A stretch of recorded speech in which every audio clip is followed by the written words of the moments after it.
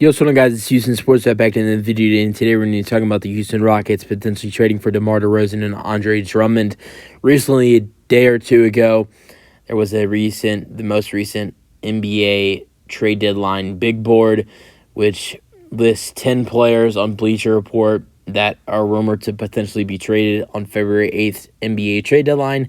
One of those players, and one of the players that has been rumored in trade talks for a while now, DeMar DeRozan, was on the list, and the team that was predicted to land DeMar DeRozan is my favorite team, the Houston Rockets.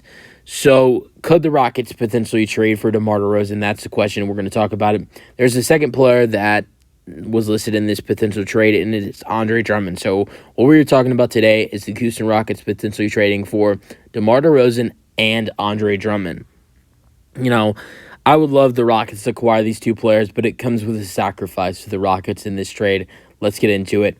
So the trade for the Rockets would be sending away Jae'Sean Tate, Jock Landale, Boban Marjanovic, and Jeff Green to the Chicago Bulls. Now, as a player-wise, we're not losing that much. I think the biggest loss out of trading away all the players is just losing Boban, and he doesn't even play. It sucks losing Boban with how good of a teammate he is, how good of a leader he is, how good of a veteran he is, and how good of a person he is, and how much these fans love Boban.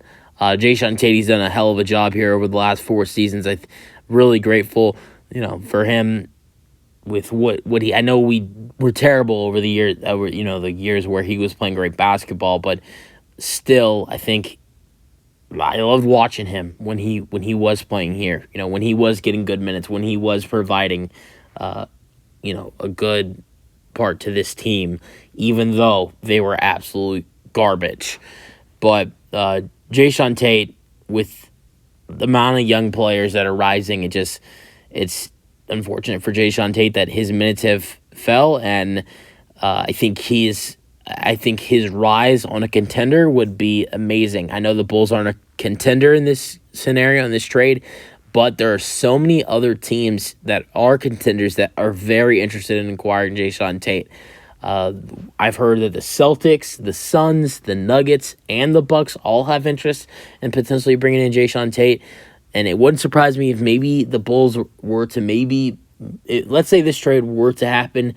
Wouldn't surprise me if the Bulls were to maybe move Jae'Sean Tate to contender, maybe retrade him in a different trade. So, honestly, I think that Jae'Sean Tate would play some great basketball for a contender throughout the whole season. Watching him, I think he'd fit right into contender with what he does defensively and rebounding. Sure, he's not the best scorer, and he's not the most efficient, shot taker either. But what he does on the defensive end and the rebounding end, and everything he does on the court on those two parts, is very underrated.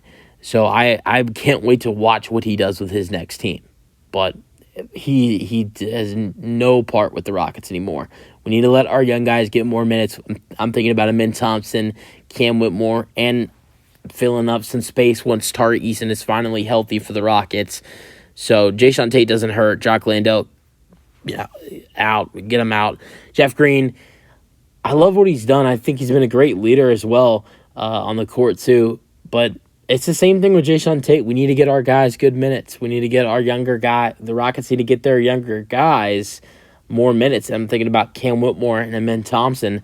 And again, once Tari Eason comes back from his injury.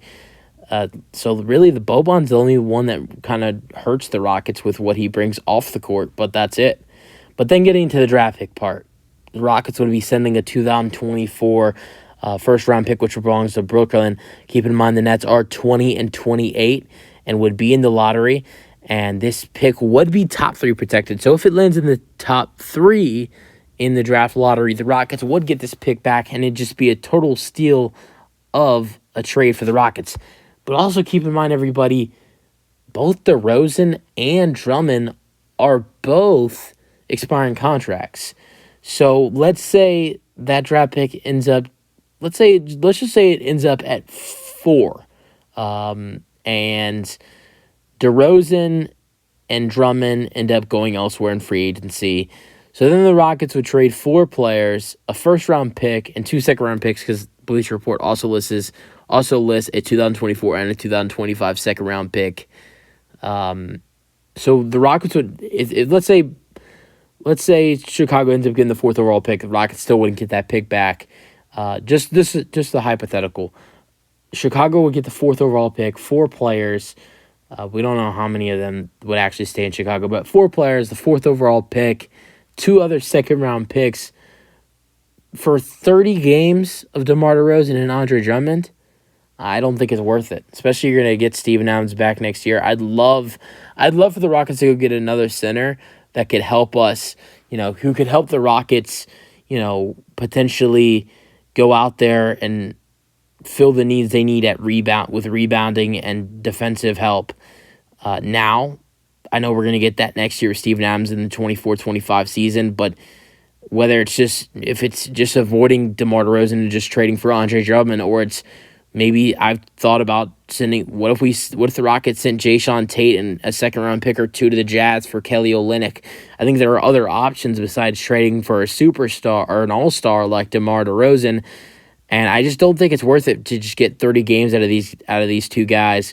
I'd love for the Rockets to separately trade for Andre Drummond, maybe trade a player or 2 and second-round pick or 2 for Andre Drummond, but for the 2 of these guys, I don't think it'd be worth it for the Rockets to risk taking a chance on potentially getting a good draft pick like the Brooklyn Nets 2024 first-round pick coming up in this May draft lottery. So if I was the Rockets, I wouldn't do this trade. And I think I've talked about this before, but if the terms were reversed and DeMar DeRozan was not an expiring contract, like if DeMar DeRozan had, another year or 2 years left on his deal after this season, 100% you're doing the trade. Because DeMar DeRozan, you'd have him for the 24-25 season, or even have him for the 25-26 season. Even if you just had him for the 24-25 season, I'm giving up that draft pick to get DeMar DeRozan.